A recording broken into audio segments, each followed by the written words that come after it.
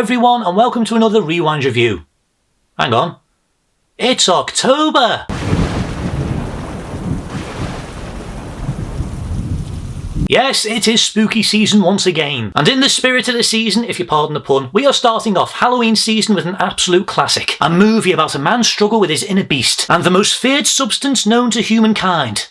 Vegetables. If you're of a nervous disposition, I suggest you look away now as we take a look at Wallace and Gromit, The Curse of the Were-Rabbit. Released in 2005, the big screen debut of the cheese-loving inventor and his trusty canine companion sees the duo set out to discover the mystery behind the garden sabotage that plagues their village and threatens the annual vegetable growing contest. Directed by Steve Box and Nick Park, who co-write alongside Mark Burton and Bob Baker, the movie features the vocal talents of Peter Sallis, Helena Bonham Carter, Ray Fiennes, Peter Kay, Nicholas Smith and Gromit as himself. Who doesn't love Wallace and Gromit? It's mad to think just how well known and how big of a deal Wallace and Gromit are, especially over here in the UK. They've been around since 1989, and since then they've been in 4 short films, 2 feature-length movies, including this one, as well as a few appearances in TV shows, spin-offs and games. The tie-in video game to this movie was actually pretty good. It's hard though. I got up to the bit where all the residents all started saying, I think the were-rabbit's been spotted over in Wallasby. And I just couldn't get any further, so I gave up. I didn't know what to do. Anyway, so it was a pretty big deal that this movie was getting made and it was getting a proper theatrical release. I remember going to see this in the cinema with my mum on opening weekend, and I even brought my own little Gromit along with me, and I remember the queue to get tickets was out the front door. There was that many people there to see this movie, and that very rarely happens for an animated film. Mostly adults too, and everyone loved it. It was an instant classic, and it was one of my favourites as a kid, and it made Aardman Animation a must-watch animation studio. Anything they make, like Flushed Away, Chicken Run, Early Man, Shaun the Sheep, The Pirates, I make time to go and see. And I think it's about time I started looking at their films on this channel. But before we proceed, I do want to give you a little heads up that I will be going into spoiler territory at some point in this video. I don't think knowing all the big surprises really ruins the experience of this movie, but I do think that it is good to see this movie at least once without knowing. But I'll give you a heads up before we get into that stuff. So without further ado, let's dive into Curse of the Were-Rabbit. In this movie, the townfolk of Wigan are getting ready for the annual vegetable growing competition at Tottington Hall, where Wallace and his trusty pal Gromit have now established themselves as the local humane pest control agency Anti-Pesto. But after an experiment goes wrong, the duo find themselves with a much bigger problem to face in the shape of the ravenous and veg-munching were-rabbit. And with the competition fast approaching, the duo do everything they can to find the mysterious creature before it gets shot by local games hunter and all-round greedy twit Victor Quartermain. It's a suitably daft kind of story that does fit Wallace and Gromit quite well, and I think the way that the story has been approached in this movie actually does benefit from being a feature-length film. Bear in mind, up until this point, they'd only featured in 3 half-hour shorts, so they needed something that felt big and justified a feature-length film. And this is more than serviceable with the runtime clocking at 1 hour 25. It doesn't feel too long, it doesn't drag, and I do think that the overall pacing for this movie is just right. It allows the story to play out naturally while still finding time to have some fun, and everything builds up into a really satisfying, lively and mad finale at Tottington Hall, involving a quite literal dogfight. That is one of the funniest scenes. The planes that they're using are like bumper cars that run on money. So during this sequence, Gromit is having a fight with a dog called Philip until the plane runs out of money. And the two of them stop mid-fight. Gromit starts counting change, but then Philip gets frustrated, so he pulls out his own purse, inserts the coins, and the fight resumes. God, I love that scene. This may have its spooky moments, but it is first and foremost a comedy. And bloody hell, it's funny. It's a very mad and silly sense of humour, but it's right up my street, mixing together slapstick and wordplay exquisitely. Some of the verbal jokes throughout this are just perfect. You got the scene where Wallace is eating a carrot and he looks at Gromit and he goes, "What's up, dog?" Why do I find that as funny as I do? Oh, what's the other one I like? "Just stay right where you are, your ladyship, and we'll be with you in an hour." In an hour? I can't wait an hour. I have a major rabbit infestation. But my favourite has got to be the exchange between Wallace and Victor. "Perhaps they'll be so kind as to give me back my dignity. I want to pay. Please." "Oh, grand, we take cheque or cash." "No, to pay, you idiot. My hair is in your machine." "Oh no, it's only rabbits in there. The hair I think you'll find is a much larger species of mammal."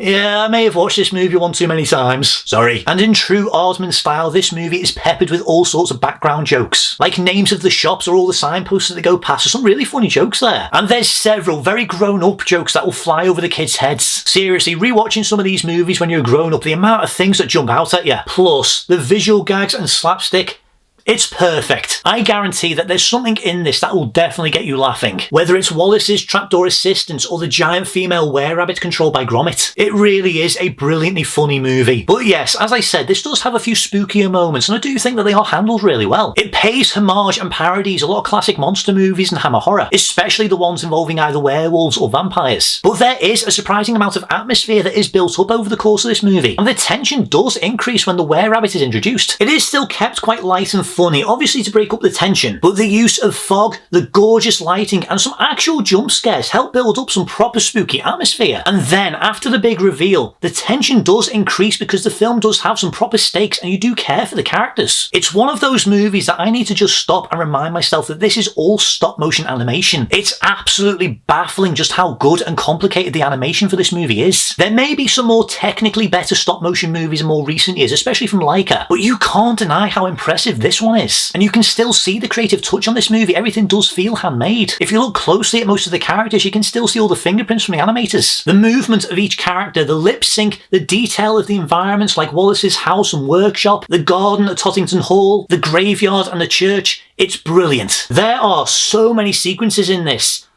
I haven't got a clue how they did. Like the Thunderbirds-esque suit-up sequence at the beginning or the transformation scenes. This is a masterpiece. And the Academy Board certainly thought so too, because this beat both Corpse Bride and Howl's Moving Castle for Best Animated Picture. And you cannot say it was undeserved. Anyway, nowhere is the brilliant animation more defined when it comes to bringing Gromit to life. Gromit is a completely silent character. He doesn't talk at all. He doesn't even have a mouth. Yet you do see him eating at one point.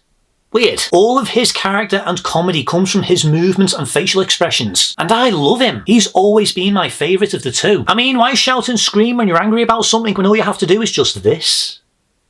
I love my little Gromit. He's actually older than me. Anyway, but I really love what they do with Wallace in this instalment. It does follow some of the usual plot threads that Wallace does tend to have, but it takes a pretty unexpected turn, and it's really enjoyable. And I can't not mention the late great Peter Sallis, the original voice of Wallace, who absolutely knocks it out of the park with honestly some of his best work as this character. This movie really highlights the friendship between Wallace and Gromit with some really touching scenes. These are two well-defined characters that have great chemistry and complement and counter each other so well. Wallace may be the smart inventor, but Gromit is wise. They're both brilliant and easily lovable. There's 4 other prominent characters in this, and I think they're all fun in different ways. Helena Bonham Carter as Lady Tottington is really good, as well as the townfolk voiced by some pretty well-known British actors like Peter Kay, Nicholas Smith, Liz Smith, John Thompson, Mark Gatiss, and even the current voice actor for Wallace, Ben Whitehead. Plus the 2 main antagonists, Victor Quartermain voiced by Ray Fiennes and his loyal dog Philip. He's a very straightforward villain, kind of feeling a bit like Gaston from Beauty and the Beast, and he is so entertaining. He's a brilliant antagonist, and I love how he slowly becomes more unhinged the less things go his way. Rafe is so good. It honestly came as a bit of a shock to me that this is the same person who, within the same year, debuted as Voldemort. He is excellent. And I think his dog Philip is entertaining too, and a great opponent for Gromit to face. And then, there's my favourite character of this movie. Right, spoiler section. If you don't want to know the big spoilery thing in this movie, I suggest you skip to this time. I'll just give you a second. I used to have a Wallace and Gromit alarm clock. I've still got it somewhere. And the Gromit mug that you could get with PG Tips where the nose glows red when you pour hot water into it. I need to dig that out one day, see if it still works. Right, I think that's enough stalling. So, my favourite character in this is Hutch. Even though it's all quoting things that Wallace has said in previous adventures, almost everything he says in this is gold. Ah, the bounce has gone from his bungee.